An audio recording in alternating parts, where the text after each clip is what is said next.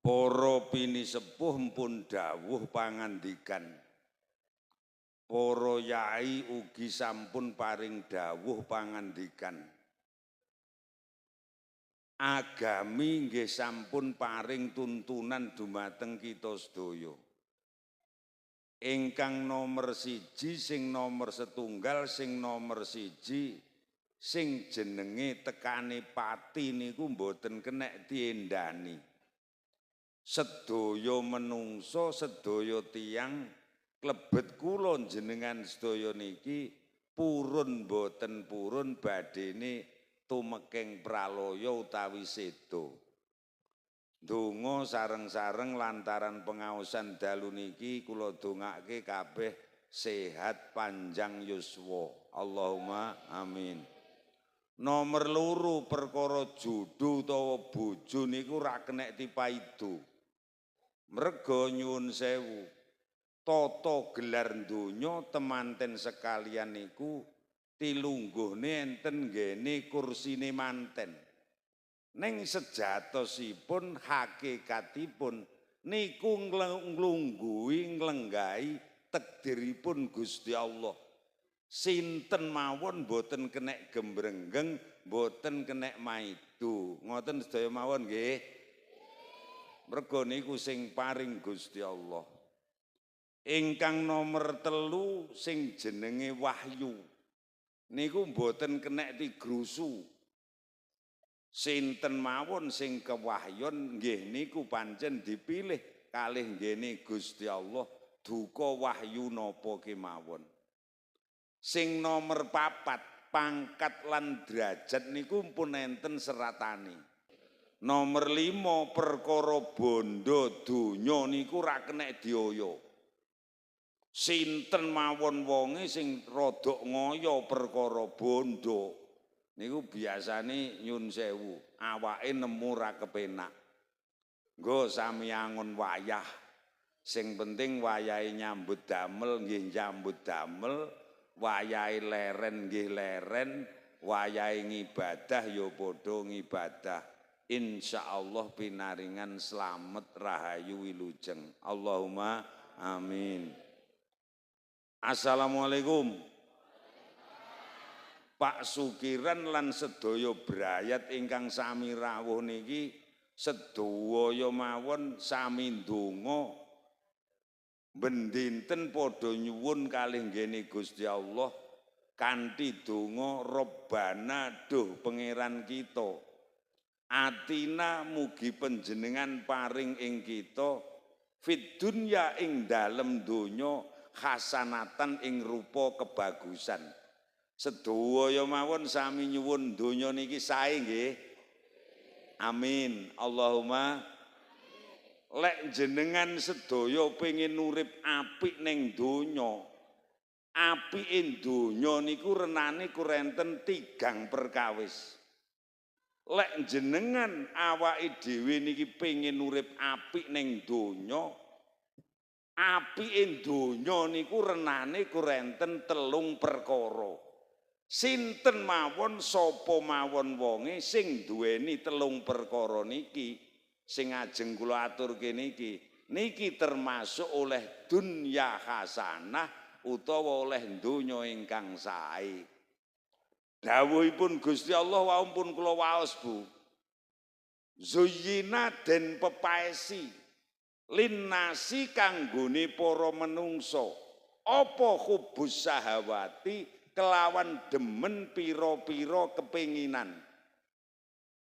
Sedaya mawon sami taksih kagungan kepinginan nggih. Sinten mawon wonge niki dawuhing ulama sing ijik seneng karo 3 perkara dawuh Gusti Allah sing ajeng kula aturke niku tandane umure ijik dawa. Lah sinten mawon wonge sing wis ngetne 3 perkara niki mengke mboten demen niku enten kitab ditulis umure nggur karek kurang 40 dina. Mulane niki mengke cocokan sapa sing umure sik dawa, gek sapa ya sing wis bodho arep sedo.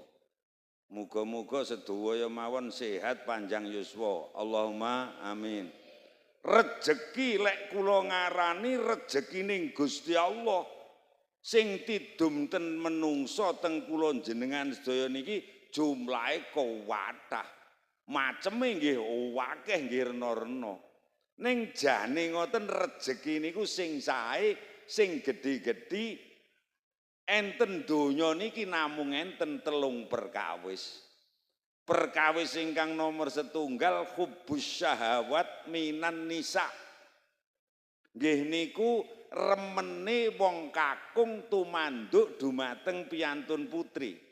Utawi cintanya wong wedok dumateng wong lanang jamak lumrah enten saringat agami dipun wastani garwa utawi bojo.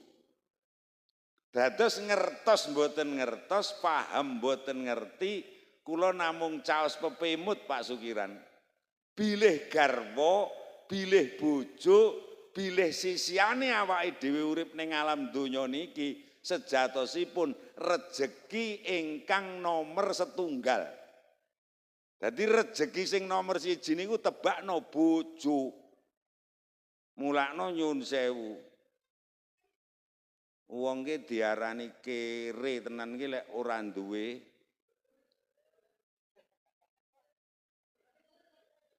kula ki jane ajeng ngomong niku nggih abot. Nyun ngapunten lho nggih sing duda-duda utawa sing rondo-rondo utawa sing perawan-perawan joko-joko sing dereng kagungan garwa sing jek pantes rabi kula dongake ndang oleh bojo. Mbah sajake akeh duda kene. Assalamualaikum.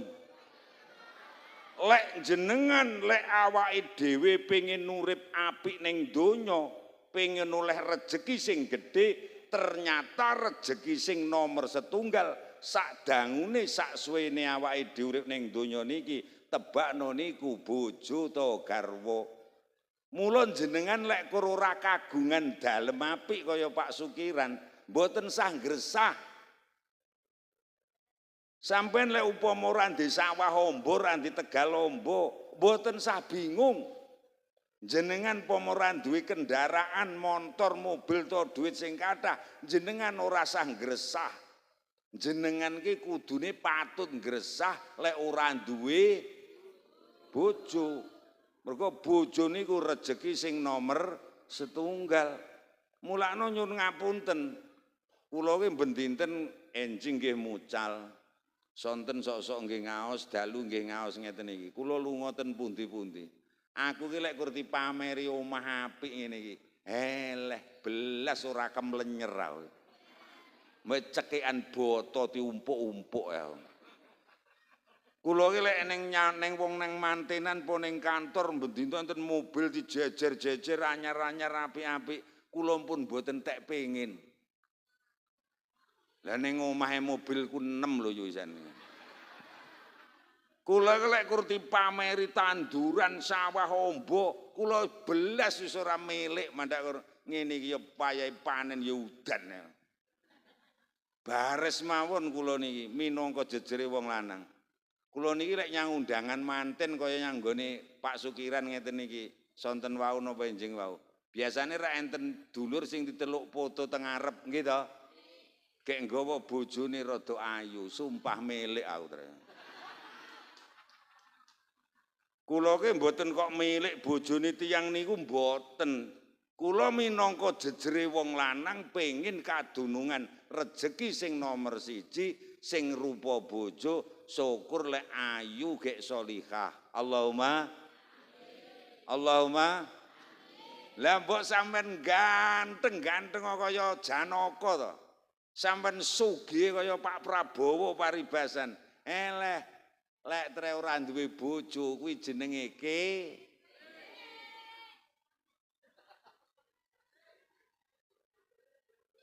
Lah mbok kuwi ayu dunuk dublong kuwi to Mbak Yu, Bu sedaya.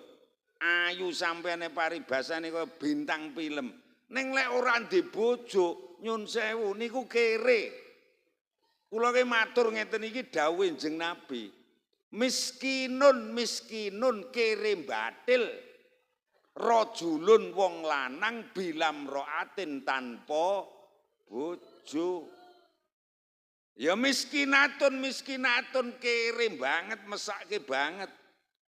Imro'atun wong wedok bila rajulin tanpa kinanti garwa wong lanang.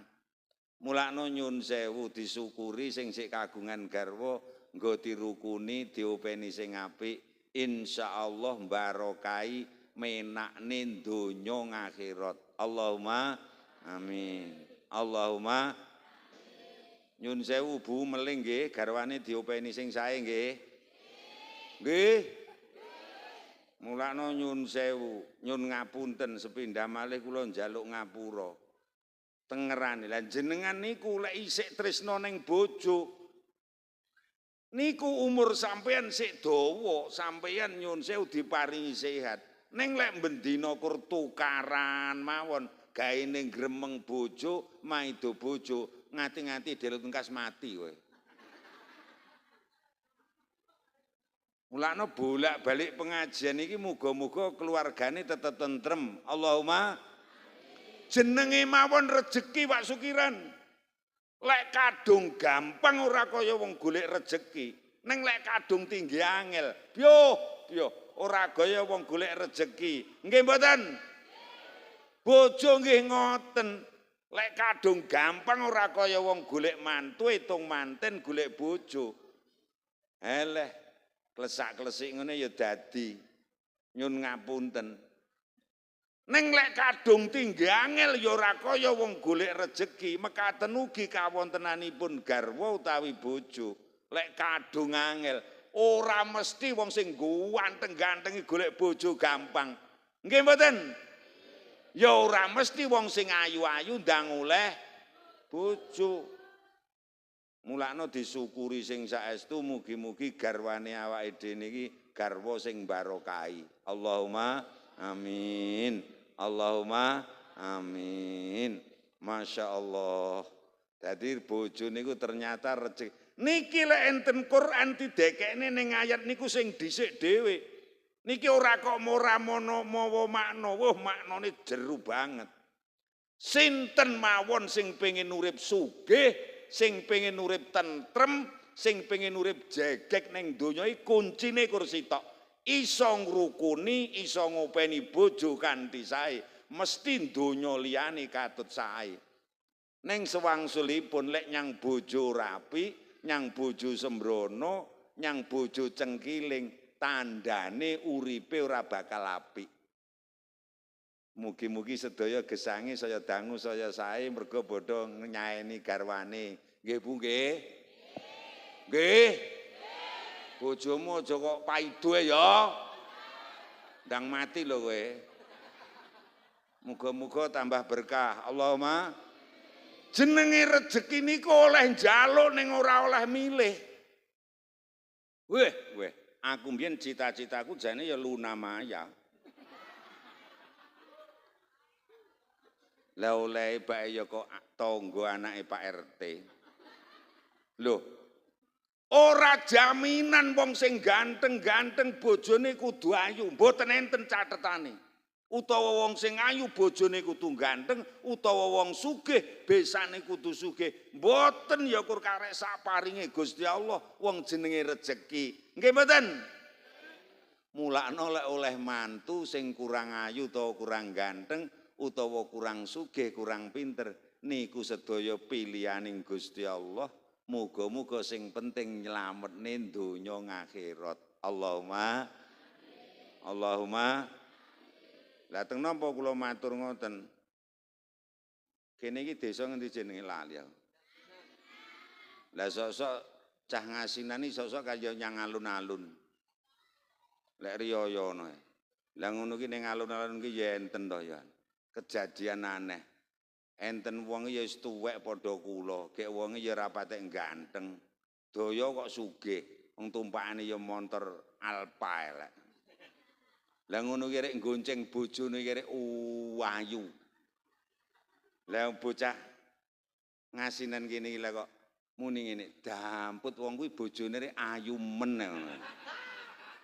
Lah kuwi dosane apa wong sing paring Gusti Allah? Nggih mboten? Wong Tarman umur 75 oleh perawan umur 24 nyapa werek bodo protes ya. Lah perkara kapusan ora ya mbuh.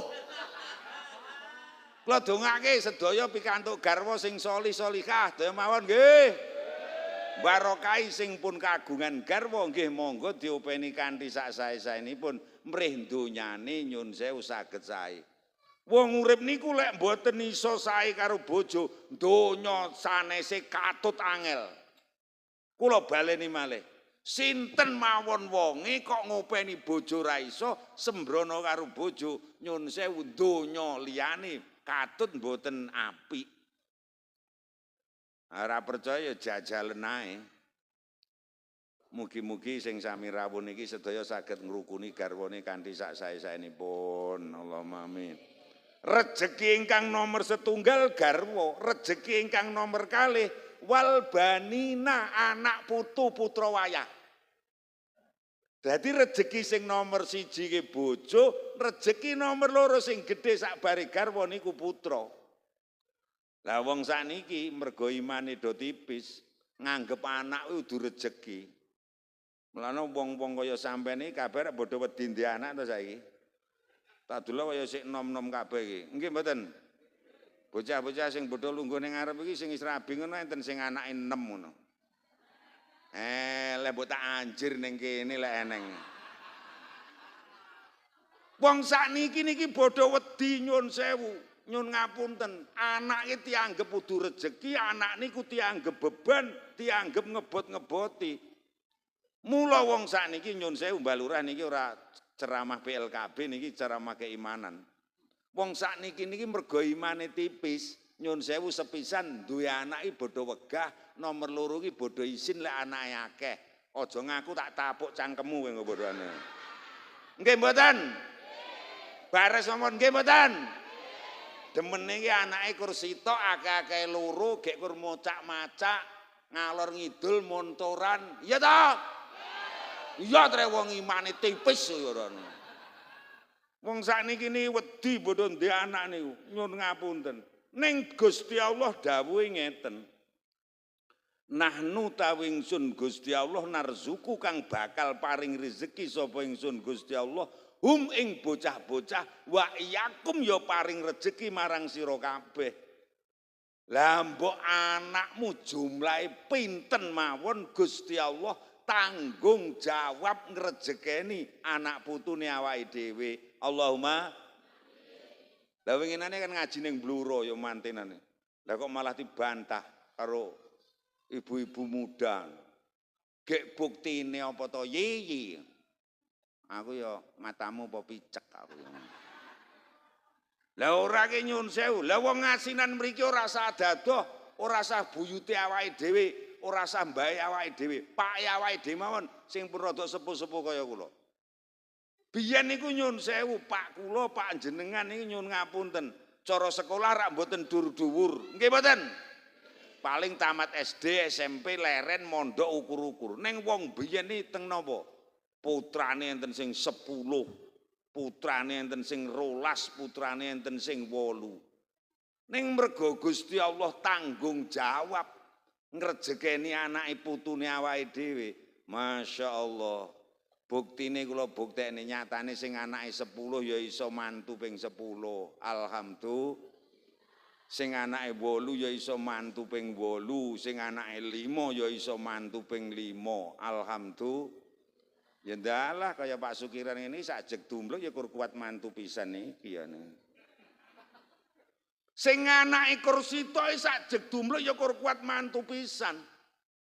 Mergo napa Gusti Allah adil. Apane sing deingi zaman corona, anak sitok mantu pisan pas wayah corona. Ora oleh becekan, rasakno ya aku ngono. Nggo nyun sewu putrane bodho diopeni sing sae maksud kula mergo niku rezekine Gusti Allah. Mugi-mugi nyelametni donya akhirat. Allahumma Allahumma. Lek kula rumiyin anu Pak Sukiran. Kula niki ajenge rabi niku pamit karo yai kula. Ten Tulungagung rika. Nggih kula ajeng nindakne sunah Rasul badhe emah-emah badhe polokrami. Weh kowe payu nun. Nggih alhamdulillah sak-sake nggih oleh aku. Welingku kursi tok nun, kowe besok lek rabi tak dongake tak weling tenan lek duwe anak sing akeh ae. Aku yo mak teratap ngoten. Lang jaman semonten kula sik kuliah semester 7 dereng nyambut gawe. Lah kok ngoten iki? Lho, wong ki lek melarat kaya awakmu kuwi, kok no rabi ke anakmu kur didik, kowe tekan tuwek besok panggah melarat. Neng lek anakmu akeh, kowe kemungkinan ngayuh sepuh kowe sugih. Lah kok tenan to? Sing saestu niku buktine tangga kula, anake 7. Weh, jaman sik cilike remuwete kabeh wong tangga-tangga kuwi gething. Lah bareng saiki cah 7 wong sing 4 ning Korea. Sing 2 ning Hong Kong karo ning Taiwan. Ya saiki malah sugih ngengkot sawahe mundak ombo. Mulane tak dongakne iki ngedem-ngedemi sing anake kebacut akeh lho ben aja ngresah. Mugi-mugi tambah berkah. Allahumma amin. Allahumma nyun sewu. Rezeki anak niku ngetut kalih rezekine wong tua ngetut kalih rezekine anak. Tak critani tenan iki enten pundi-pundi. Anak kula niku 4 lanang kabeh. Kula ndek anak pertama niku kula mulang ning Pondok Al Islam jurusan kali Pondok Putri Mawaddah Coper. Bayar kula 10.000 karo 5.000. Pih, Gusti Allah ki sugih ki ya adil tenan. Anak kula ki lair cletet ki ning sor cagake maratuwa. Ragate 50.000 cukup ditulungi Mbah Dukun Boina. Lah Gusti Allah ya adile kaya ngoten. Ngono ki ya dadi bocah beneh, ya pinter alhamdulillah saiki ya dosen bahasa Inggris ten UIN Ponorogo. Alhamdulillah. Kuwi ragate kur 50.000. Rezekine manut. Nyun sewu. Anak sing nomor 2 7 tahun berikutnya kula wis dadi pegawai, bayarku 500.000. Lah kok anakku sing nomor 2 yo gregene to. Lahir ning omah ki ora gelem. Jalukane iki ning puskesmas ditulungi dukun mboten purun, jalukane yo bedan. Diampun bayare malih 5.50. Anak sing nomor 3, anak sing nomor 4 iki kula pun pejabat zaman semono. Saya sudah ketua jurusan, saya sudah wakil rektor. Weh, anak nomor 4 niku, nomor 3 4 niku jan gregen eneh malan. Bocah loro iki ora gelem metu dhewe, metu bareng. Mergo kembar. Gek ngono ku ya ora gelem lho metu dalane ngono ora gelem. Lahir ning omah apa neh ra gelem, ning puskemah ya ora gelem, jalukane ning rumah sakit. Gek jalukane ya dibedel. Ngono ta muni. Nyun sewu, gek ragate zaman semono wis larang saiki cah umur 20. Niku nyun sewu. Lah kok ya ragate iki zaman semono ki 6.550.000. Ya kuat ae wong tre Gusti Allah ki sugih kok. Lah bareng saiki bodho omah-omah wis bodho rabi. Aku ya ndak duwe rezeki nggih nglairne anakku ya ora eneng ya. Ya semoga-moga tambah berkah. Allahumma amin. Allahumma sing putrane kathah kula dongake mundak sugih. Sing putrane kur setunggal kalih muga-muga mundak tentrem. Sing ora ndek putra ora usah ngresah. Mergo ngeten iki anak 4, aku mang cerita karo Pak Sukiran. Gombal-gombaran aku tunggale ae. Anak pirang-pirang ngene iki betina glundang-glundung karo Mbah Uti aku. Ya rene omah kabeh. Wis saiki ora dadi rezekiku ya kapusan wong wedok ayu-ayu lho bodhone. Padha melok bojone ben kono tokne moro-moro ki lek butuh duit. Alhamdulillah kula dongake berkah. Allahumma mulakno bojo iki pentinge kaya ngono. Anak iki lek ku nyayangi, lek ku ngragati tak gene omah tak tukokne montor. Mbel-mbel entek-entekane aku lara sing mijeti ya panggah Mbah Edok entek-entekane. Anangga sedaya mawon, ayo bojone do disayangi sing saestu nggih. Nggih. Mati ya karo bojo, penak ya karo bojo, urip ya karo bojo. Ngoten lho nggih. ngene iki malah penak arek wong loro sosok ya ora masak kek mangkat nyang warung wong loro kaya ngene alhamdulillah wis menak ae. Ya, muga-muga awet sehat. Allahumma nyun sewu. Rejeki sing nomor 1 garwa. Rejeki nomor 2 putra, rejeki ingkang nomor 3 wal qanatiril muqantara. Qanatiril muqantara niku donya brana utawa dhuwit darbek. Mula Pak Sukiran, nyun sewu jenengan sing ngundang kula. Wong ning donya lek cara Yai Kasanun ora usah renorno. 3 perkara iki. 1 bojone ayu to ganteng, beres. Nomor 2 anake ganteng-ganteng, ayu-ayu, solih-solihah, manut-manut, pinter-pinter. Nomor 3 donyane akeh. Wis aja mikir renorno 3 perkara kuwi ae. Assalamualaikum. Assalamualaikum. Napa klentu kula matur?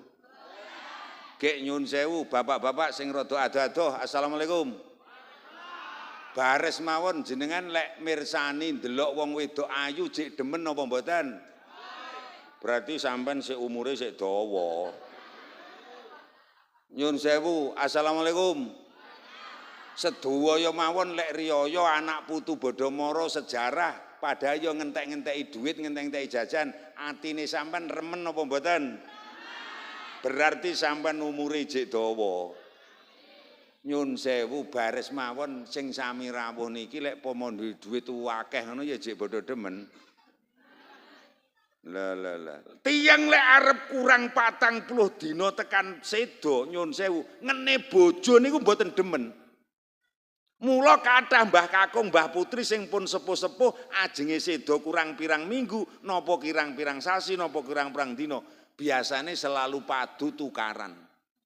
Mula lek trek kowe pengin ora ndang mati aja kerep-kerep tukaran karo bojo. Ngono lho nggih. Nggih. Nyun sewu jenengan lek ning cah cilik-cilik gembrayah niku demen sampean umure dawa. Arep bodho wegah nyangoni cah-cah etok-etoke lara. Ngono ki ndelalah tangga kula bar seminggu kuwi bar bodho seminggu ya mati tenan. Pramila mugi-mugi kadonyan 3 niki nyun sewu dados kita sedaya. Allahumma dieling-eling niki sing penting pengajian niki teko ngomah niku harus ada panggilan sayang. Keluargane mundak tentrem sedaya mawon nggih. Aja kok bendina pengajian, bendina simaan, bendina fidaan, bendina tahlilan keluargane malah mboten tentrem, mboten. Sing penting keluarga tentrem insyaallah rezeki liyane niku manut kathah. Allahumma amin. Pun muga-muga sing rawuh niki sedaya dadi garwa nyun sewu dadi rezeki sing sae. Nggih. Loh, nyun sewu, bapaknya harus menjadi rezeki yang terbaik bukan ibu. Ibu-ibu, mbak-mbak, manten-manten tuwek niki kudu dadi rezeki yang terbaik bagi seorang suami. Lah ngawake dhewe rezeki lho. Kan dadi rezeki sing apik. Muga-muga dadi wong saleh salihah. Allahumma dimulai manten lanang apa manten wedok? Manten kakung mawon riyen nggih. Assalamualaikum. Nyun sewu lek sampeyan pengin dadi wong lanang sing ganteng, wong lanang sing jegek, nyun ngapunten. Kita harus menjadi rezeki yang terbaik bagi seorang istri. Lek pengin keluargane tentrem saestu, wong lanang kudu dadi wong lanang sing ganteng. Wong lanang sing ganteng niku cirine enten 3 perkara. Yogyanira kang para prajurit lamun sira bisa nuladya to ing nguni caritane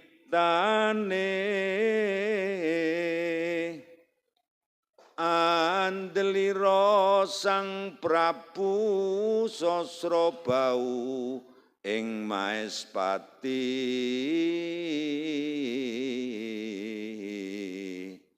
aran Patih Suwanda lelabuhan nipun kang ginelung triprakara guna kaya purun ingkang den antepi nuhoni trah utama. Allahumma sholli ala Muhammad. Nggo wong kakung-kakung cocokan kalih kula awake dhewe niki wong ganteng napa mboten? Wong ganteng niku cirine ning telu, manten lanang dimirengke putrane Pak Sukiran. Lek sampeyan wis dadi bojo sing soleh utawa bojo sing ganteng. Wong lanang sing soleh utawa wong lanang sing ganteng, dawuh Pujanggara Nggawarsita cirine ku renten telu. Sinten mawon sing duwe telung perkara niki tumemplek tenanake awake wong lanang, ya kuwi wong lanang sing ganteng lahir batin. Lah saiki lho yu, nyun sewu. Lek kur ganteng lahir tok ge batine ora ganteng, ge jaman pun kaya ngeten. Napa iki telung perkara wong lanang sing ganteng iki cirine siji guna kaya. Assalamualaikum. Wong lanang sing ganteng cirine nomor siji guna kaya. Gelem nyambut gawe, iso golek duit. Ibu-ibu setuju napa mboten? Aku arep baleni neh. Wong lanang sing ganteng cirine nomor siji guna kaya. Enek gunane, enten kayane, gelem nyambut gawe, iso golek ekonomi, iso golek duit. Ibu-ibu setuju? Lek ora setuju ya ibu-ibu mendo. Lho, wong lanang sing ganteng sing penting gelem nyambut gawe. Lah mbok nyun sewu paribasan anake wong ora duwe, ora patek sekolah, nyun sewu. Ning lek wis gelem rabi, kudu gelem nyambut gawe, iso golek ekonomi, iso golek pengupa jiwa. Lah masuk ganteng, pinter anake wong sugih, ning lek ora gelem nyambut gawe, gek terus ora iso golek ekonomi, gek nggih blangkran apa. Nggih mboten? Nggih mboten? Wong lanang ki rada ireng titik, wong lanang ki ora patek ganteng titik, ora patek pinter sithik, ning nyun sewu pokok sregep nyambut gawe, iso golek duit, suwi-suwi ganteng dhewe. Nggih mboten? Ora percaya jajal lho, rada ireng ritak gek duwite akeh ngono. Alah prayes jegek. Nggih to, Bu? Nggih mboten? Mulakno didelok tenan. Lah niki nyun sewu umpama lho, umpama niki namung kur tembung upama. Putrane Pak Sukiran iki nyun sewu garwane sing daleme serangan iki tau WA apa mau WA. Mas, sampean pokok tresno aku, cinta aku, gelem ngrabi aku wis trima ora kok asili apa-apa. Eleh aja percaya. Kuwi lambene wong wedok kebelet rabi ngono ya ngono. Di dalam keluarga ning omah-omah iki sing penting pokok wong lanang gelem nyambut gawe, insyaallah keluargane tentrem. Allahumma demawon nggih. Oi. Wong lanang-lanang mburi niku nyun sewu. Gek nyun ngapunten. Lek urung patek sugih iki. Lantaran rabi niki dawuhe Gusti Allah iyakunu fuqara ayughnihimullah min fadli. Lek Joko-joko ngasinan, Joko-joko serangan kono gelem rabi, dheke niku nyun sewu urung patek sugih, janji gelem nyambut gawe, yughnihimullah min fadli. Insyaallah dipun sugihaken kalian Gusti Allah. Allahumma nyun sewu. Cerita pengalaman. Kula niki mbiyen nyun sewu. Aku ki rabi niku semester 7, aja nek kok nyambut gawe, aja meneh kok sepeda motor. Sepeda pancal mon mboten duwe kula niki. Mara tuwa niku kan rada sugih biyen. Sawahe ombon, karo kula ki ya ora tek percaya blas e. Ta iya aku ya ngono. Wis kadung kene cinta kok aku. Ya dinikahne ning bar rabi niku lang tre kasanun ki rajulun solihun. Wong lanang sing soleh tenan aku. Kula teplok rabi niku nyun sewu. Nyambut gawe niku mempeng betul. Kula saurunge mulang esuk niku pun ning sawah. Kula bar ke sekolah niku sembarang gayan tak sandak. Ya alhamdulillah asale anake wong ora duwe kula sregep nyambut gawe dasare ya rada tenanan. Eleh saiki maratoe tak selip adoh ae. Barang saiki ki aku ki sugih ngono iki. Maratoe cethuk aku malah ngene-ngene.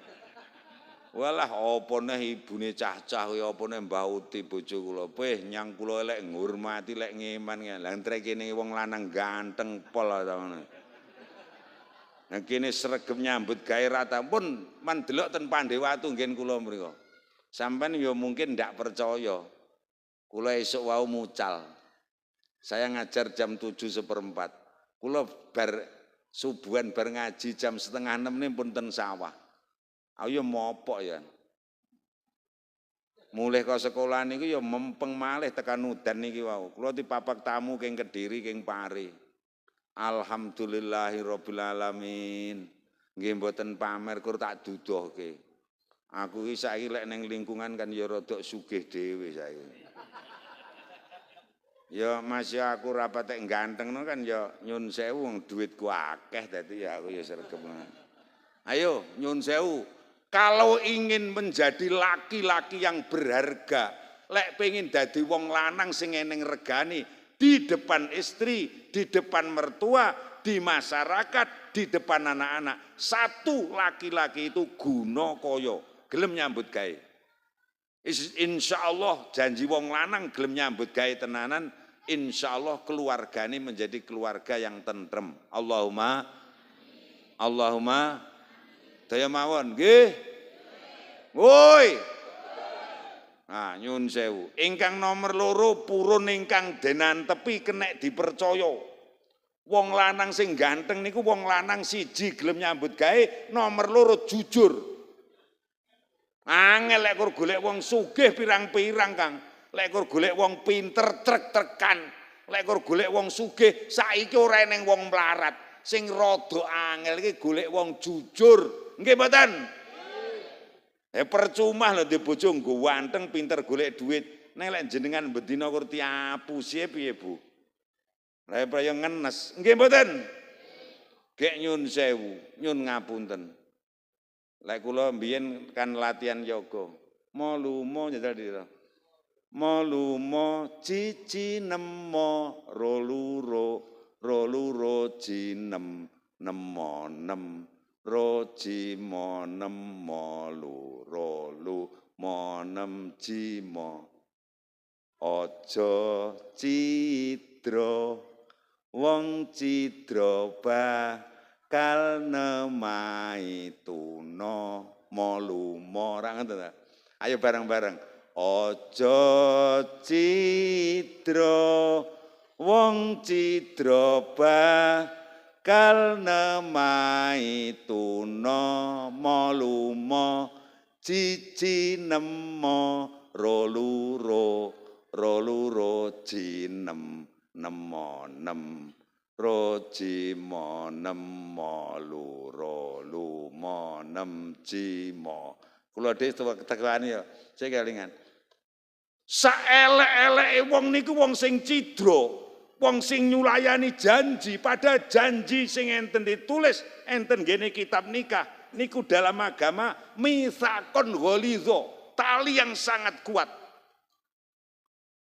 Lek sakniki nyuwun sewu paribasan ora kena keling-kelingan godhong sak lembar. Nggih to? Wau nedereni MC niku renggang gula kemepyur pulut. Eleh.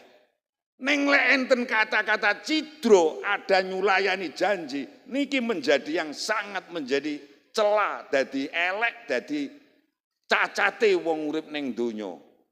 Makane nyun ngapunten sakniki saya ngomong realita mon. Assalamualaikum. Assalamualaikum. Sakniki ra kathah keluarga yang rusak gara-gara HP. Nggih mboten? Nggih mboten? Ya oleh wong akeh wong oleh bojo sangka HP, ning sing akeh rusak ya sangka HP. Nyun sewu niku mbayangke nek aku engko oleh bojo sing sak liyane iki, nyun sewu, nyun ngapunten, tak dudoi tenan beran mumpung urung getun. Aku engko besok calone oleh wong lanang utawa oleh wong wedok sing luwih apik, sing luwih jegek. Pun terjadi naudzubillah perpisahan, firaq, cerai. Ayo saiki sing rondo-rondo ngaku wae. Golek bojo itu tidak seperti yang sampean bayangno. Ternyata angel. Paling-paling eneng sing gelem mergo bojone wong. Nggih mboten? Nggih mboten? Eneng-eneng sing gelem paling grogoti sampeyan. Apa yang ada sekarang ini yang terbaik pilihaning Gusti Allah. Mula lek ora kepeksa betul. Kejujuran iki yang paling penting. Mbok yo eling saya suwe saya mundhak yuswa. Wong ki susu kan ya nyelot tuwek to, nggih mboten? Wae kowe saiki kemayu wong sing wedok-wedok iki. Kemayu wae. Itu tak anteni 15 tahun kae lek urip tak dolan rene aku. Lah kowe tak delok 15 tahun kae gilani. Orang laki-laki sama kowe ganteng kaya ngapa lek wis tuwa ya bungkuk, boyokmu ya lara. Maka yang ada sekarang niki nyun sewu itu yang terbaik. Kejujuran di dalam keluarga ini luwih apik. Kerjaan enten iki sinten pinten 100, 80. Tak warai wong lanang-lanang iki. Pomo sampean kerja sedina 100 bayaran bar ngasar langsung di kilo Dik bayarane wau 100 oleh hasil 100 dudono itu ngehno. Lah engko lek butuh ngrokok bar maghrib jaluk eneh. Ndak masalah, Pak. Ndak masalah wong ibu-ibu didudoi tok empun marem. Ning lek ngantek didelikke, lek nganti ning kata ndak jujur, niki yang paling ndak menak. Nggih ta, Bu? Nyun sewu, nyun ngapunten. Mulakno kula niki eleh belas iki. Ora tahu kula ndeloki gaji, delok-delok dhewe kono. Anu ngono gayane iki. Nek lek kapan wayahe ngeten iki arep budaya wis ditekoni. Solare, rokoke pun gadah napa dereng itu malah menak kene. Ini kok arek tekan-tekon. Mulakno nyun ngapunten kejujuran wong lanang sing jegek niku wong lanang sing jujur. Sing nomor 3 yang terakhir siji guna kaya gelem nyambut gawe, wong lanang sing ganteng wong sing jujur, sing nomor 3 nuhoni trah utama. Netepi barang kang becik. Niki mulai barang sing becik niku sing ndur dhewe agama. Dadi lek pun rabi separo niku iman sing jaga Gusti Allah, kantun jaga separonipun. Manten kakung kula suwun salatnya dijaga, yang penting ngakahke ndonga. Insyaallah keluargane tentrem. Allahumma amin. Allahumma di bawahnya ada undang-undang, di bawahnya ada perundang-undangan. Yang paling banyak itu norma, aturan itu norma. Norma itu aturan yang tidak tertulis. Assalamualaikum. Mriki lek enten nyun sewu, lek enten wong keseripahan, lek enten wong sedo, ngoten nyun sewu sedaya nggih sami padha ndang mara tenggene sing keseripahan ngoten nggih. Nggih mboten? Lek wong lanang sing ganteng nyun sewu krungu siaran innalillahi wa inna ilaihi rajiun, apa nek wis omah-omah mesti ndang mlayu srantal mara tenggene tanggane sing keseripahan. Ora kok marah ndelik. Nyun ngapunten. Nak mboten enten to aturane sing mewajibkan, nak mboten enten. Nggih mboten? Neng lek pengin dadi wong lanang ganteng kaya ngoten niku. Nyun sewu. Rambut dawa gondrong niku enten larangane napa mboten? Mboten nggih. Neng lek norma ning asinan kene mengatakan wong niku nyun sewu lek rambute gondrong akeh tatone mesti niku wong ora apik. Lek isih Joko kuping mar kok balu iban gledekan monggo. Lek isih Joko paribasan awak mar kok tato kaya ula silahkan. Nyun sewu. Lek isih Joko celana mar kok suweki kabeh teko dhuwur teko pupu monggo. Ning lek wis omah-omah netepi aturan yang terbaik. Rambut ya dicukur mening, nyun sewu, ngagem ya ageman yang wajar. Insya Allah niku termasuk wong sing ganteng. Allahumma Nyun sewu ibu-ibu kagungan putra-putri sing pun wayahe rabi kathah nggih. Upama iki ning calon anak mantu ki mara, cahe gedhe dhuwur rambute gondrong kek tatune bek ngono ya sampean tampa. Tenane lho. Mboten. Ya kuwi padha dirungokne ngono ki padhaan. Mergo nyun sewu ndak ada larangan tapi niki norma netepi sing barang sing utama. Nyun sewu, mriki nyun ngapunten. Lek enten tiyang ngoten nggih sami bodho teka patut-patute badhe titak pundi pinarak monggo ngoten nggih. Nyun sewu, manten kakung mengkene nggene serangan kuwi kaya kudu ngoten. Dadi ning kono ya kudu netepi, monggo Pakde, monggo Bule. Lah lek ora ngono dirasani karo tangga-tangga. Anake sukiran ki apa bisu apa piye. Nah ngoten nyun sewu, niki gampang-gampangan. Jadi nyun ngapunten sedaya mawon awake dhewe monggo sami netepi barang ingkang sae sedaya mawon nggih.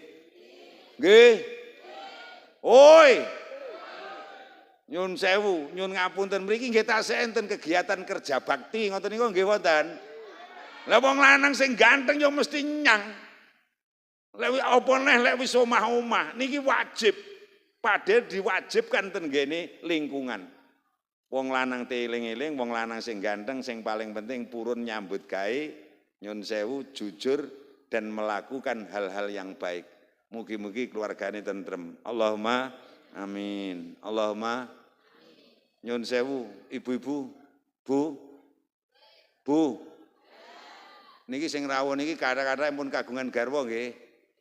Sampeyan kudu ngati-ati. Aku ora ngeden-ngedeni. Last night I browsing in the internet the last news information in the world. Sampeyan ora ngerti ta ngene. Kula niki masih tuwek-tuwek, setiap malam saya ini berselancar di dunia maya. Saya mencari berita-berita terakhir di dunia. Dan yang paling mengagetkan sampean tak kabari, khususnya ibu-ibu. Nyun sewu. Kabar terakhir, berita terakhir disiarkan betul secara dunia. Jumlahnya perempuan sakniki lipat 2 kali jumlahnya laki-laki. Jumlahe wong lanang nggur karek setelone wong putri. Lah lek pengen bukti lah ning pengajian iki ora ning seprapat lho wong lanang iki. Neng RT nggen jenengan man ngitung duda jumlahe pira? Sing akeh rak rondo, nggih mboten? Nggih mboten? Nyun sewu, sakniki di lingkungan mawon jumlahe Joko niku titik sing kathah prawan. Niku lek ning lingkungan bukti, ning dunia sak donya jumlahe wong lanang iki nggur karek setelone wong putri. Pramila manten putri utawi ibu-ibu sedaya, ning jaman wong lanang jumlahe nggur karek saithik. Lan jenengan karo Gusti Allah, lah kok sik diparingi rejeki bojo. Kek bojo sampeane wong sing soleh. Allahumma alhamdulillah. Kek nyun sewu Bu, upama bojo sampean kuwi rabi nehno sampean ya ikhlas. Ikhlas. Sajake kok tenanan menuwe. Mboten nggih. Nyun sewu, ibu-ibu sing normal nyun sewu garwane jenengan nglirik karo wong putri liya mawon jenengan atine pegel ora lila. Nggih mboten? Nggih mboten? Lek sampeyan pengin garwane ra krama malih. Garwane jenengan bojo sampean ora nglirik karo prawan liya, sampeyan kudu dadi putri utawi garwa ingkang sholihah. Wong putri sing cantik. Wong wedok sing ayu dawuh Kanjeng Nabi ngeten, khairun nisa'i utawi saapi-api wong wedok iku man wong wadok tasuru kang nyenengake sapa wadon ka ing sira he wong lanang idza nadzarta tatkalane ndelok ningali sapa sira ilaiha maring wadon. Wong putri sing ayu niku cirine enten 3, Bu. 1, lek disawang garwane nyenengne. Aku mesti mandek sedelu niki. Wong wedok sing ayu niku lek disawang bojo niku ngremenke. Carane pripun yi macak. Sampeyan lek arep nyang pengajian ajenge teng mantenan muslimat ora bodho muacak to. pupuran, nganggo lenga wangi, celaan, sidunan, ngoten nggih. Kayak ngono kuwi ning omah bendina ya ngono kuwi. Mulakno bojomu padha nongkrong ning warung. Lah ngene sampean semlebreh kaya ngono. Carane niku nyun sewu wong putri sing ayu niku wong sing putri lek disawang garwane, ora wong lanang liya disawang bojo niku nyenengne. Syaraté macak. Kapan iki lek macak niki kateke rada saru. Dawe Ummu Sulaim macak niku kagem ibu-ibu bar salat ngisak. Diomongi kok cekikas-cekikis ora. Nyun sewu. Nyun ngapunten. Sampeyan ya kleru ngene kan yang pengajene muacak kaya ngono. Mosok teko ngomahe ubel-ubelan ra karu-karuan. Yo. Engko lha apa neh wong asinan kene iki apa neh ya apa neh wis panen ngene wayah matun ngene. Yo. Rambutnya sampai kaya undung. Campur banyu dan ambune pesing-pesing. Kotange 40 dina rati umbah. Wong lanang kon rasane penak nongkrong ning warung ya, Kang. Lah lek pengin bojomu ra nongkrong ning warung, nyun sewu. Niki nyun sewu ketoke saru ning penting. Kenapa iki? Sampeyan tak dudoi tenan rahasiane. Tak ngilmu tenan iki. Saya dulu sebelum banyak dosen di IAIN, kula niki jane dosen bahasa Arab, tapi kula merangkap ilmu jiwa agama. Aku ngerti jiwane wong lanang-lanang. Wong lanang iki bojo sampeyan tak wane uteke iki dobel songo ya tumpuk songo. Ning nafsune kepinginane kursi tok. Ning lek wong putri nyun sewu diwalik nafsune iki songo. Ning uteke kursi tok. Ngenyek dibuktekne piye? Uteke kursi tok iki kamare ukur-ukurne nangis, ukur-ukur nangis, nggih to?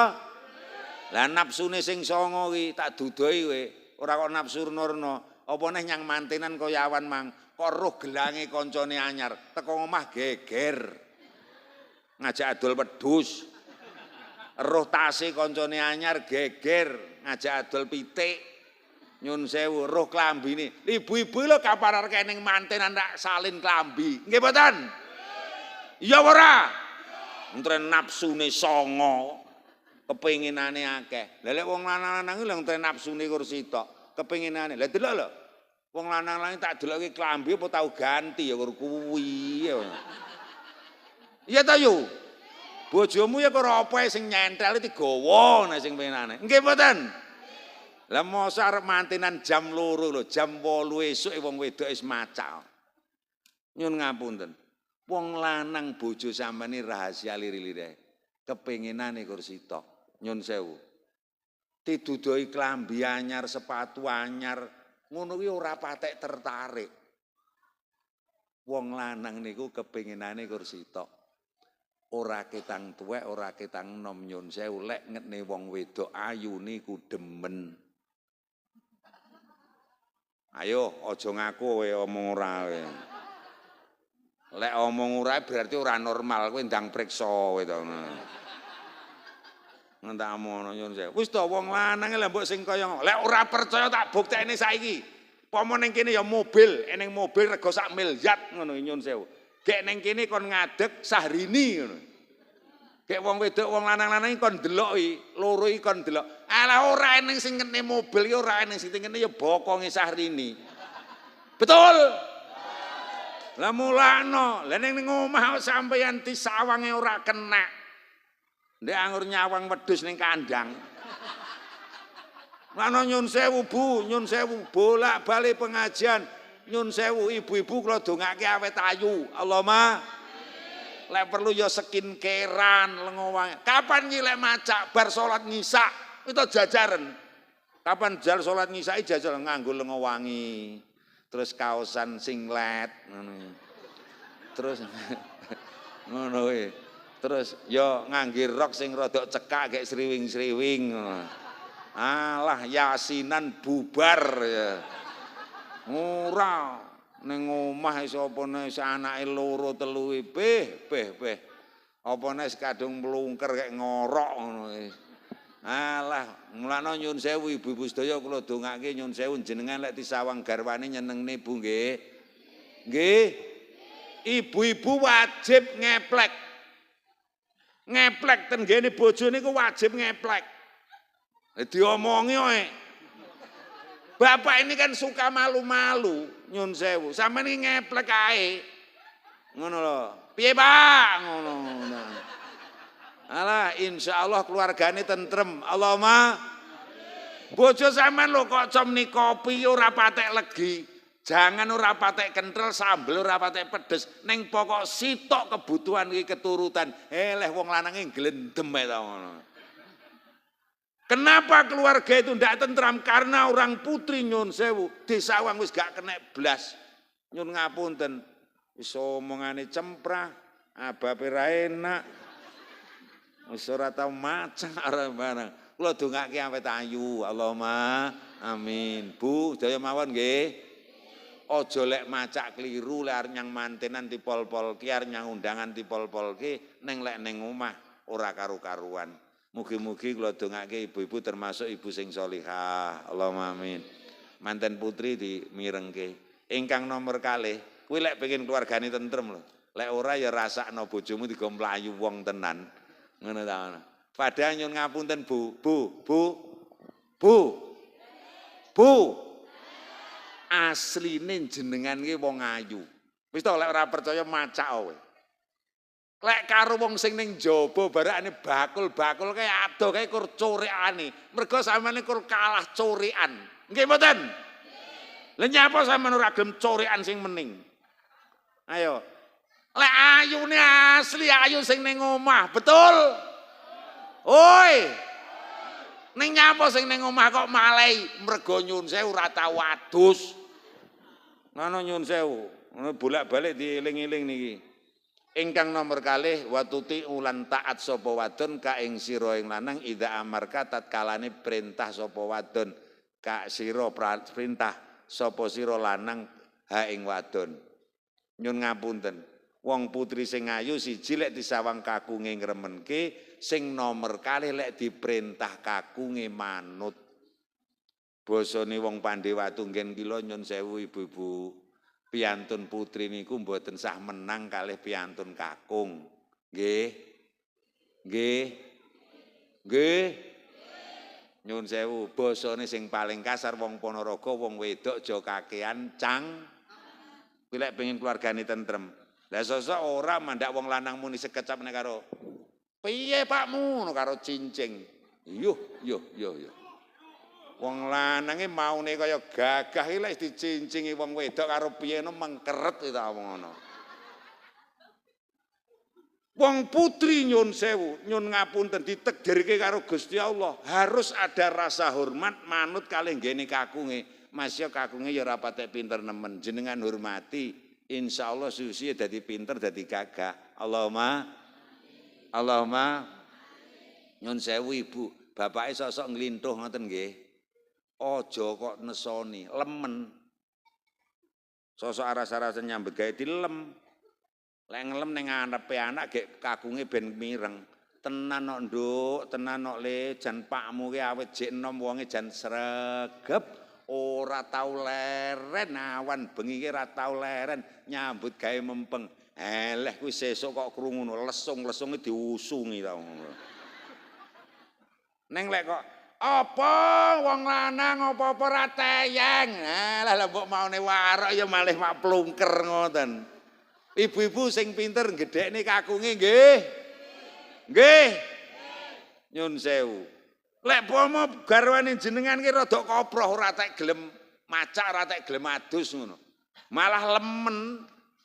Alah nduk le jenenge pakmu ngajik enom menarik tenan tak ngono. Wonge resikan ambune wangi semriwing, gek wonge krungu. Alah sesuk sedina adus ping 8. Ning lek mbok paido alah malah turu kandang sisan. Niki wong putri wajib taat nggene wong kakung. Nyun ngapunten. Mugi-mugi tambah berkah. Allahumma. Yang terakhir sing paling abot niki sing dados misi kula wa tahfazulan jaga sapa wadon ghaibatakan nalikane lunga nira wong lanang fi nafsiha ing dalem awake wong wadon wa malika lan bondonira wong lanang. Wong wedok sing ayu siji lek disawang kakunge nyenengke, nomor loro lek diperintah kakunge manut, sing nomor telu iso njaga awak lan bondo rikala wong kakung ora ning dalem. Sak elek-eleke wong wedok sing ora iso njaga awak. Wis to, lah mbok sampean ayu njoro langit ning lek ora iso njaga salir ora njaga awak. Nyuwun sewu, dadi wong wadon sing murahan. Betul? Kok nganti nyuwun sewu, enten wong putri niki dawuh Kanjeng Nabi, nganti gelem ngehne awake tenggene wong kakung liya ora iso njaga awake. Nyuwun sewu, ambune swarga mawon ora oleh. Pengen nginceng swarga, culek matamu karo malaikat. Konangan RT denda wedi rong trek. Makanya niki kula perhatian di mana-mana jenengan nyuwun sewu menggunakan medsos terutama HP, handphone, hati-hati. Jangan sembarang komentar, jangan sembarang ngomong terutama tenggene wong kakung liya, apalagi masang gambar. Niku berbahaya betul. Pramila niku nyuwun sewu ibu-ibu, mugi-mugi estu kita sedaya saged njaga pribadinipun piyambak-piyambak nggih. Nggih. Nggih. Lek ditekoni wong lanang liya sing rada aneh, Bu badhe ndak pundi? Yo, lek tekoke kok sekecap, lek nyauri 70 meter.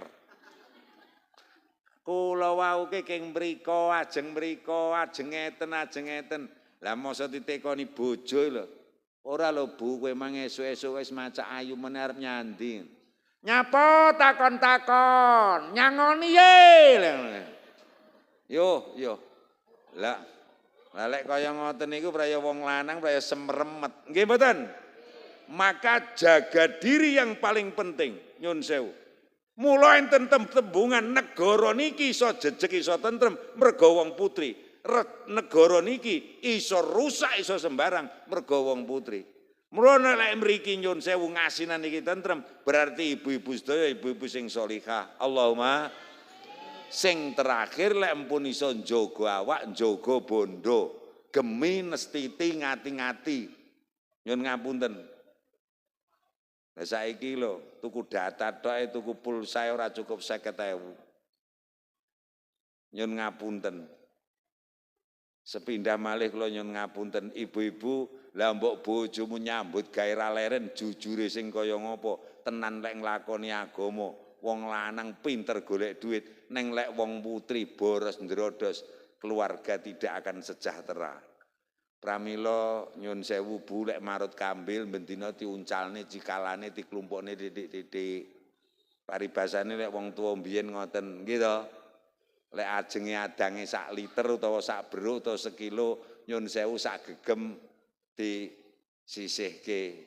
Nyun ngapunten. Insyaallah kanthi ngaten jenengan iso duwe gelang gedhi, kalung gedhi. Goro-goro kurnisihne cuwilan kambil karo ngepirne beras bendinten.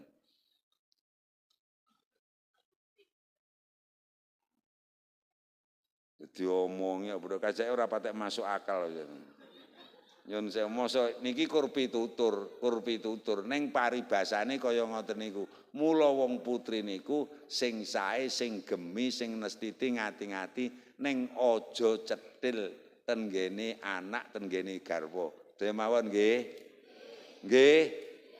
Ngene iki aku ngomongi tanggoku, gek sing digemeni iki apa gombal to iki. Ya tunggale wong bedina ya sing anu panggah kurang ae. Ning insyaallah kanthi ibu-ibu duwe niat siji njaga awak, nomor loro njaga bondo, insyaallah keluargane tentrem. Allahumma amin. Allahumma mugi-mugi ingkang kasrat wonten ing Al-Qur'an. Bondo niku napa? Bondo niku renane enten sekawan, sing penting. Ya kok lek sampean pengin duwe sing pun sugih-sugih niki kalih ngaji ilmu ekonomi. Lek sampean sakniki pengin dadi wong sing sugih utawa wis sugih, donya niku sing awet nyun sewu. Al-qanat iki lho lek sampean tandane wong sugih. Al-qanatiril muqantarati minadz-dzahabi wal fiddah. Emas dan perak. tandane wong sugih niku nyuwun sewu lek mas-masane akeh. Dadi nyang pengajian ngeten iki ten mantirane kena didelok. Bojomu ki wong lanang sugih, wong lanang jekek ora. Kuwi didelok ae. Lek sing wedok kuwi gelange gedhi, kalunge gedhi, ali-aline mlenor-mlenor, kuwi berarti sing lanang wong jekek. Kayak memang ya bodoh ndak ngangge apa-apa belas ngono ya. Kere. Sing ibu-ibu nyuwun sewu, iki jujur-jujuran mawon. Jenengan upami kagungan gelang, kalung, ali-ali, sandangan api-api nggih sami remen. Lah jane ya bodoh demen jane, ya bener lek ngonten Al-Qur'an niku. Lah upama nyang mantenan lho gek nyekutis ora ngangge apa-apa no. Ayo arep menerima tamu lek wani. Neng lek masa kalunge dawa, silbabe lek disampirne ngono. Andre bojone wong jekek lho iki. Donyae kaya ngoten iki tandane wong sugih ketok Quran leres. Nomor 2, wal khailil musawwamah. Khailun niku jaran, musawwamah niku sinengker pilihan.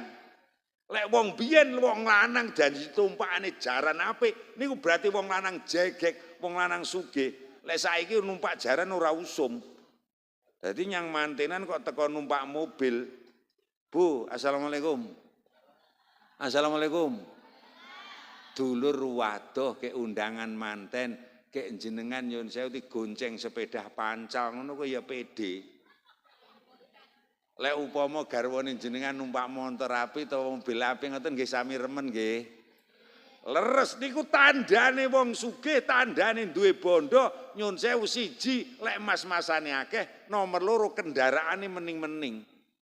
Mulane lek tre sampean wis ndek donya, nyun sewu ya diusahakan punya kendaraan.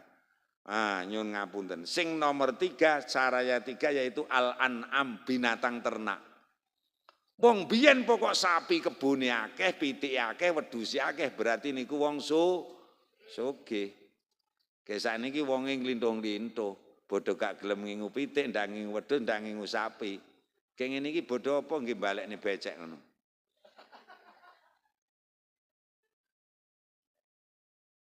Kerja matun ndak tiker tokormu. Makanya nyun sewu niki dalam konsep ekonomi dalam Al-Qur'an. Mungkin kalau jelaskan yang terakhir. Yang terakhir yaitu al-khars, yaitu tanduran. Enten keluarga sing penting lek empun kromo kula meling betul Pak Tukiran. Nyun sewu, lek wis rabi aja nganti lek ora kepeksa aja nganti pisah karo bojo. Ning omah-omah niku kudu eneng bojo, wong putri kudu eneng wong kakung kudu eneng wong putri. Lek ora kepeksa tenan nyun sewu aja nganti pisah. Lek enten sing lunga kula dongake lunga bareng. Mboten sah kula terangne dawa pun sami paham sedaya nggih. Nggih. Ayeme wong omah-omah ora kaya lek eneng bojo. Nggih mboten? Wong lanang kok ora eneng bojo njlintis. Wis ta percaya. Lah jenengan ya ini ndati nyang undangan yang pengajian, lek eneng bojo, wis nongkrong ning karaoke kono. Betul? Wong putri lek ora eneng wong lanang, sing lanang lunga ya etek. Betul ora? Aja ngaku sak karepmu. Mula nyun ngapunten diusahakan kula meling saestu lek tre wis wani rabi, lek iso kudu dadi siji. Ini konsep Al-Qur'an, ora kena pisah. Nyun sewu, lek tre ora kepeksa tenan. Nomor 2 nyun ngapunten lek empun krama kudu ndang duwe putra. Mbuh carane pripun nyuwun kalih ngene Gusti Allah. Sing nomor 3, lek tre wis gelem rabi, gelem di anak, kudu duwe bondo donya pengupa jiwa. Kudu gelem nyambut gawe. Ini kunci di dalam keluarga. Arep sing kaya napa lek ora duwe ekonomi, lah mbok sing kaya ngapa ora bakal tentrem. Betul sedaya mawon nggih? Nggih. Mugi-mugi kula dongake keluargane ayam tentrem murah barokah. Sedaya peparingipun Gusti Allah.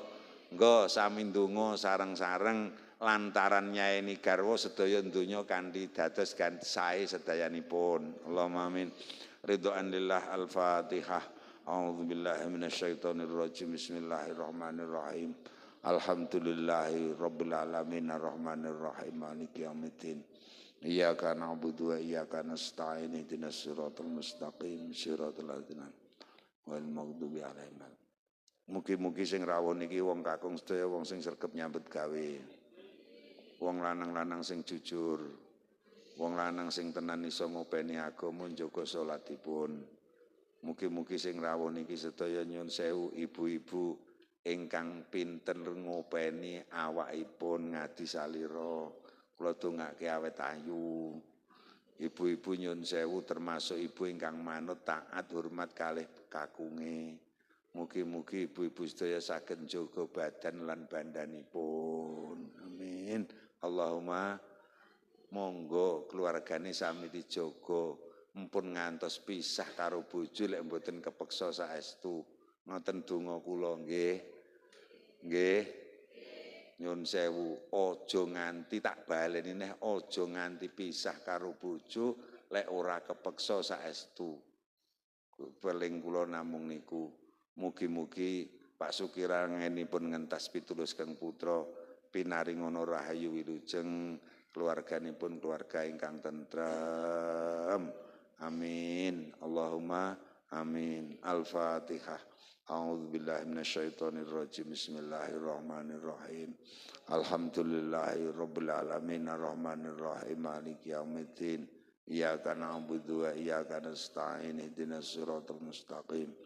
Shiratal ladzina an'amta 'alaihim ghairil maghdubi 'alaihim waladdallin. Amin.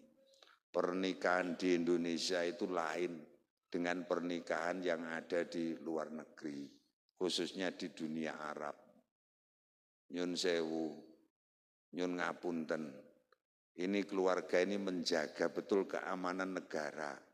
Lek keluargane tentrem negara ini ya jejeg betul karo keluarganya jejeg. Neng lek keluarga geger sak desa iso dadi geger. Daya mawon. Pramila ini menjadi pondemen yang pertama, pernikahan ini dijadikan dasar nyun sewu nggih mbangun negara. Yo negara donya yo negara akhirat. Pramila estu Pak Sukiran anggenipun njodohaken Kang Putra estu dados jejodohan ingkang kiyat donya akhiratipun. Al-Fatihah. A'udzubillahi minasyaitonirrajim. Bismillahirrahmanirrahim. Alhamdulillahi rabbil alamin arrahmanirrahim maliki yaumiddin. Iyyaka na'budu wa iyyaka nasta'in ihdinas siratal mustaqim. Shiratal ladzina an'amta 'alaihim ghairil maghdubi 'alaihim waladdallin. Amin. Kridaning menungso tan kuwasa mbedah pepestening Gusti Allah. Pepestening Gusti Allah saged dirubah namung kanthi ndonga. Pramila ingkang ngathah-ngathahaken wirid, sing ngathah-ngathahaken ndonga, insyaallah sedaya dipun jagi kalian Gusti Allah. Allahumma amin. Allahumma sholli ala sayyidina Muhammad wa ala ali sayyidina Muhammad sayyidil awalin wal akhirin wa sallim wa radhiyallahu ta'ala an kulli sahabati Rasulillahi ajmain walhamdulillahi rabbil alamin. Hamdal syakirin hamdal hamidin hamdan na'imin hamdan yuwafi ni'amah wa yukafi'u mazidah. Ya Rabbana lakal hamdu kama yanbaghi li jalali wajhika wa 'azimi sultanik. Allahumma rabbana hablana min azwajina wa dhurriyyatina qurrata ayunin waj'alna lil muttaqina imama. Allahumma ja'alna wa auladana wa dhurriyyatana wa jama'atana min ahlil ilmi wa ahlil khair wa ahlil ibadah wa ahlis shalah bil jamaah wa ahlil amalis sholih wa ahlil ghina wa ahlil jah wa ahlis salamah summa ahlil jannah. Ya Allah, alif baina al-arusaini kama alafta baina Adam wa Hawa wa alif bainahuma kama alafta baina Yusufa wa Zulaiha wa alif bainahuma kama alafta baina nabiyina Muhammadin wa sayyidatina Khadijatal Kubra bi rahmatika ya arhamar rahimin. Barakallahu laka wa baraka alaika wa jama'a bainakuma fi khair. Rabbana atina fid dunya hasanah wa fil akhirati hasanah wa qina adzabannar. Walhamdulillahi rabbil alamin. Allahumma sholli ala Muhammad. Dereng rampung Kewajibane wong tua namung enten sekawan Pak Sukiran. Siji jenengne, loro makani, telu nyekolahne, papat ngerabekne. Sakjane bar rabi niki jenengan pun mboten ndek kewajiban napa-napa. Pramila weling kula kursi tok Pak Sukiran. Niki jenengan emut-emut. Anak iki lek wis rabi, wong tua aja kakean cangkem. Kula baleni malih. Bu Sukiran sekeluarga utawi sing ndende mantu, lek anak empun krama, wong tua aja kakean ngomong. Sedaya mawon nggih. Nggih. Enenge bocah ora bubar ora dadi niku mergo biasane wong tua kakean matur. Didongake mawon Pak Sukiran.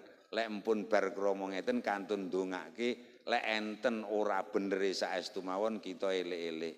Neng pun kula kita sedaya mboten duwe kewajiban. Niku weling kula, muga-muga sedaya saged kejagi kanthi sak sae-saenipun.